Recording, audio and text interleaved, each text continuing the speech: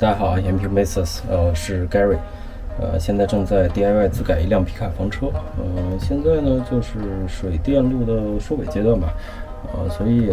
内饰的一些装修已经开始进行了，说装修可能有点大了，我觉得更多是装饰吧，因为本来皮卡的房车呢空间很小，而且很多的结构的东西在铺设的时候已经固定了，所以现在能做的东西很多是像，比如说这种开关的面板包边这种东西，因为对于我来说，我没有想说再把这个外面再加一层蒙皮，主要的一个原因就是首先这个材料是防水的，脏的话也可以擦一下，它是有点粗糙的磨砂质感，我觉得这种东西也是生活化的痕迹比较重，我觉得就自然一点挺好的。然后还有一点我没有想再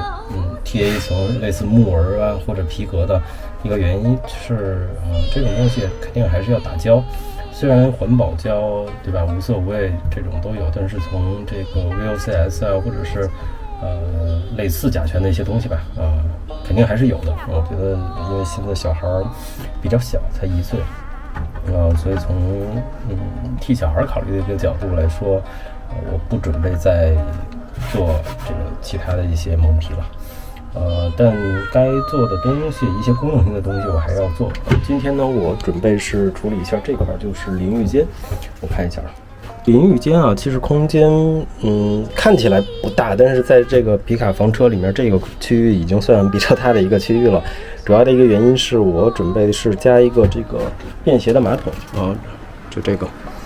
这样的话就是对吧？它的长宽都有一定要求，并且呢，我还要满足我淋浴的一个需要，像这个淋浴的进水、冷水、热水已经都连接好了，是从这边过来的。然后一个简易的淋浴喷头，那我现在需要做的东西呢，或者我想做的东西就是，这块儿包括底下，我准备铺设一下类似桑拿房的那种木板，这样的话坐着，对吧？或者踩着，就是会更舒适一些。而且它还有一个功能，就是说垫起来一层木板，这样的话排水，就不用说脚踩在水上了。也相对来说更美观一些，包括像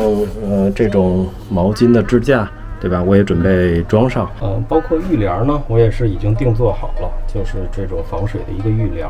这样的话比较轻量化，基本就这么一个构想，我觉得现在就可以开始做了。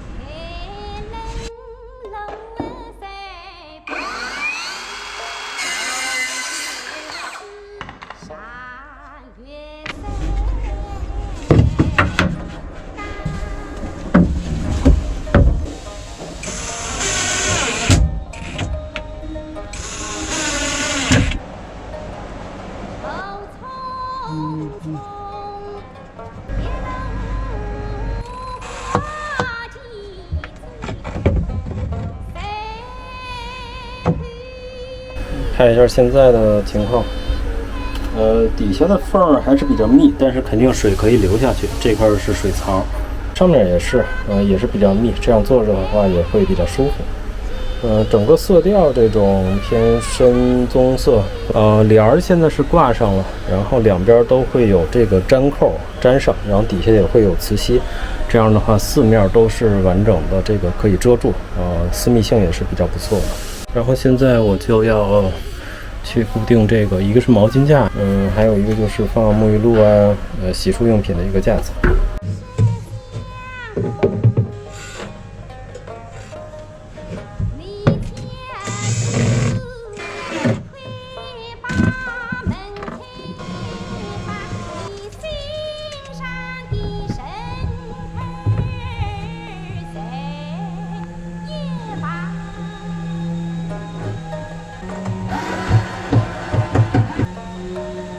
搞定。